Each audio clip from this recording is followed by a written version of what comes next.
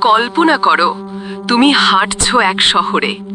চারপাশে ধ্বংসপ্রাপ্ত দালান, ভাঙাচুরা রাস্তা, অন্ধকার ট্রেন স্টেশন, ফাঁকা শপিং মল আর মরচে ধরা বাসাবাড়ি সব কিছু আছে।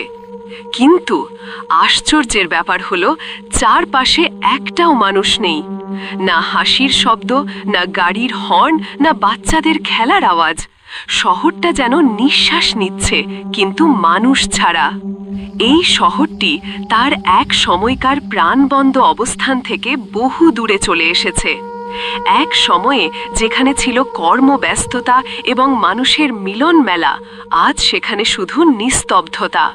বাড়ির দরজাগুলো খুলে গেছে, জানালাগুলো ভাঙা, রাস্তার ওপর দিয়ে ঘুরে বেড়াচ্ছে ধূলিকণা আর আগাছা। গাড়িগুলো যেগুলো এক সময় ছিল মূল্যবান, আজ সেগুলো কঙ্কালসার, মরচে ধরা, দাঁড়িয়ে আছে অযত্নে। এটা সেন্ট্রালিয়া, পেনসিলভেনিয়া, যুক্তরাষ্ট্র। একটি শহর যেখানে শত বছর ধরে জ্বলছে কয়লার আগুন। ভয়াবহ বিষাক্ত গ্যাসের কারণে মানুষ পুরো শহর ছেড়ে চলে গেছে।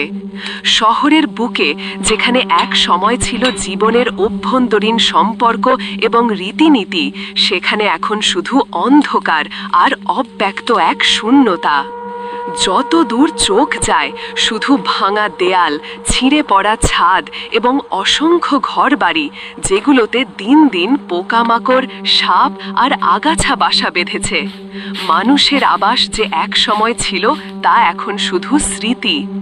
এটি যেন এক ধরনের ভুতুড়ে শহর, যেখানে জীবনের কোনো স্পন্দন আর নেই, শুধু নিঃশব্দ প্রেক্ষাপট, যেটি কেবল একটি ধ্বংসপ্রাপ্ত অতীতের সাক্ষী হয়ে দাঁড়িয়ে আছে।